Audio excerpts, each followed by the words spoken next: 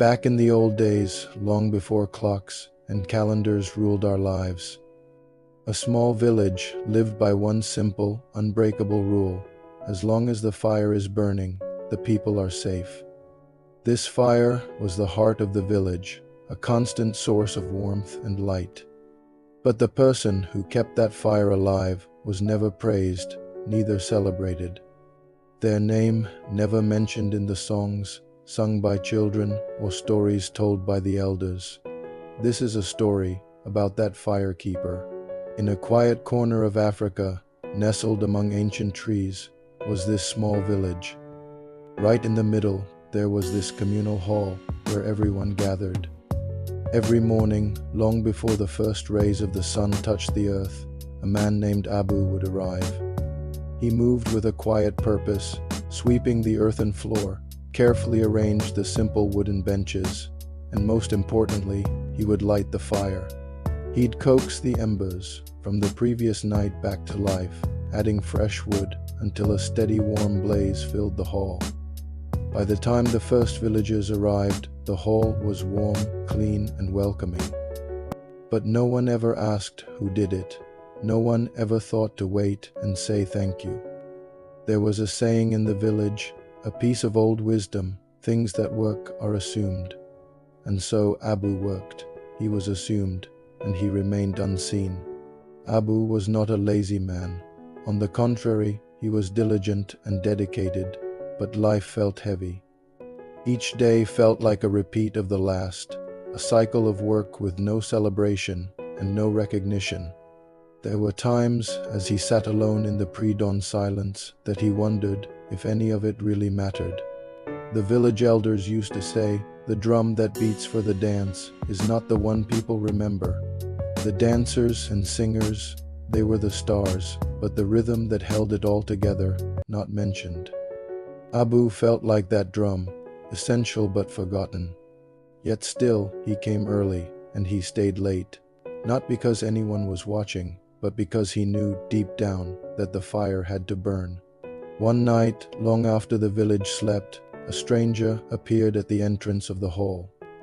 It was a woman with kind eyes that seemed to hold a world of stories, but etched with weariness.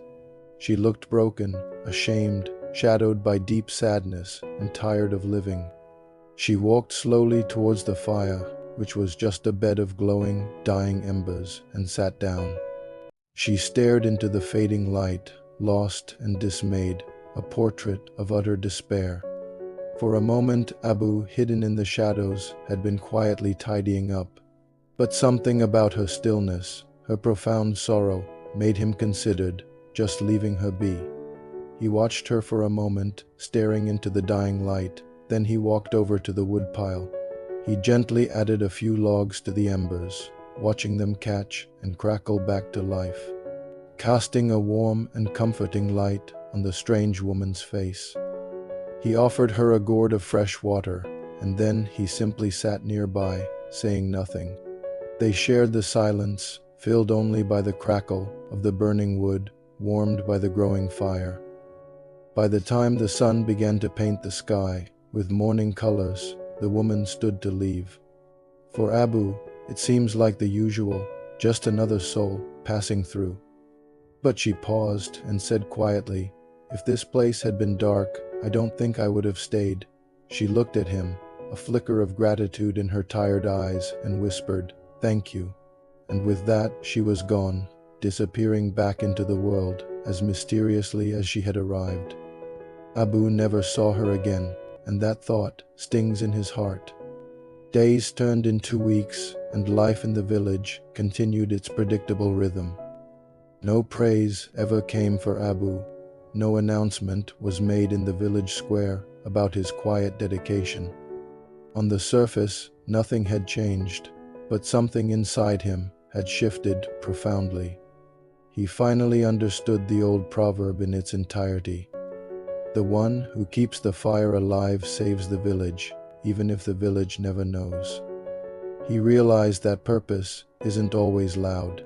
Impact doesn't always need a round of applause.